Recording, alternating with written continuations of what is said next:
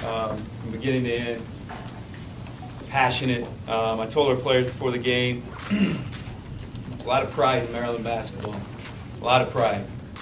And you know, we didn't perform well last week, and for them to show up in droves, and I know it was Duke. Students lining up, coming early. It's a lot of pride. There's also a lot of passion about Maryland basketball. So we talked about pride and passion, playing with those two things tonight for us and for our fans. Our fans were just tremendous, and never quit, never had a doubt we were going to win the game. And you know, just really proud of my kids. I really worked them hard this week, really hard, and challenged them in a lot of different areas.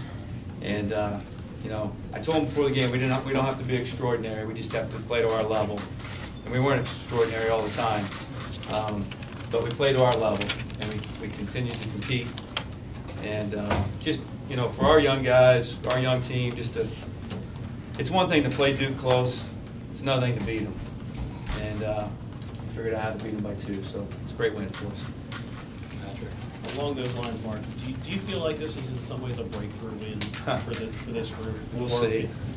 Yeah, it's a great win. I challenged Alex about being Mason Plumlee's little brother, and you know, he treats you like a little brother. And I said, I'm tired of being a little brother. You know, since I've been here, it's time for us to step up and act like we're one of the big guys on the block. And obviously, we're not only 6-6 in the league, but you know, we beat a really good team tonight. So is it a breakthrough win? We'll see. We'll see how we react from it. I'm going to keep a foot on them, and got a lot of basketball left ahead of us, a lot of big games and a lot of road games ahead of us down the stretch. But I hope it is. I hope it's a confidence builder and a breakthrough win for us. Mark, with the way the game went down for 7, he had some turnovers and great plays offensively. What was one of your mind ways to move to that line, and what does this all mean for him as an individual? Well, you know, he made a lot of plays late, and he's hard to keep in front of him.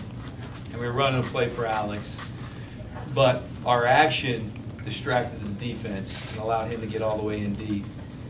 And there was no doubt in my mind he was going to make them. Thornton was getting in him a little bit, and I think it made Seth relax a little bit. And I don't know what 14 times 500 is, but we shot that many free throws this week. So, but the key was that we got to the foul line. We haven't shot 34 free throws in a long time. And we drove the ball, and we were aggressive, and we got to the line, and we stepped up and made a lot. Does anybody know 14 times? 7,000. Thank you. Shot 7,000 free throws this week, so still weren't great, but better percentage. Jet? Yeah, so Mark, 81 all, what did you tell your team? It looked like, did you try to set a screen for Logan there, or was the plan? Yeah, we set a double screen for Logan on the baseline. Told them they were going to switch, which they did. Jake went right into a cross screen for Alex. I told Seth if they switch, you throw it right to Alex. Well, there was a lot of holding and grabbing going on, which happens late in the game. Seth just went by it, but we occupied the defense, so there was no help for Seth, and he got all the way to the rim. And you know what? And we drove the ball. We lost a couple of games where we shot jump shots early in the year, and we drove it and got to the foul line. So, kid grew up tonight. You spoke a little bit about Alex and what went on this week in practice. Do you know early in the game that he is into it? Could you tell today he started off pretty well and he was going to be there the whole night? Yeah, he was tremendous all night, and he was great on ball screen defense. He was great on protecting the rim. He was great on post defense, and you know, he picked up fouls 3 and 4 real quick. But he was dominating the game, and I didn't like either call, to be quite honest with you. But you know, he fouled, and I should have taken him out the one before this 4th foul.